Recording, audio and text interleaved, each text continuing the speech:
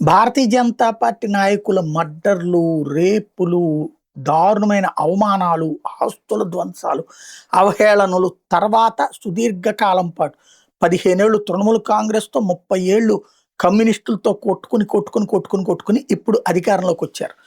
ఇప్పుడు పరిస్థితిని చక్కదిద్దుకోవాలి. మొదట 2 రోజులు ఆవేశం పడ్డారంటే ఓకే.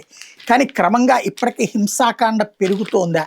ఎవరైతే తాజాగా తృణమూల్ కాంగ్రెస్‌కి సంబంధించినటువంటి మాజీ డిప్యూటీ స్పీకర్ ఆశీష్ బెనర్జీ ఆత్మహత్యకి పాల్పడ్డాడు. ఈ మధ్యన ఆయనకి సంబంధించిన అవినీతి కార్యకలాపాల మీదన పెద్ద ఎత్తున కథనాలొస్తున్నాయి.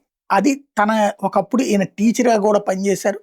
25 సంవత్సరాల పాటు వరుసగా ఎమ్మెల్యేగా గెలుపొందారు. 2001 నుంచి 25 ఏళ్ల పాటు రాంపూర్ హాట్ నియోజకవర్గం నుంచి గెలుస్తూ వచ్చారు.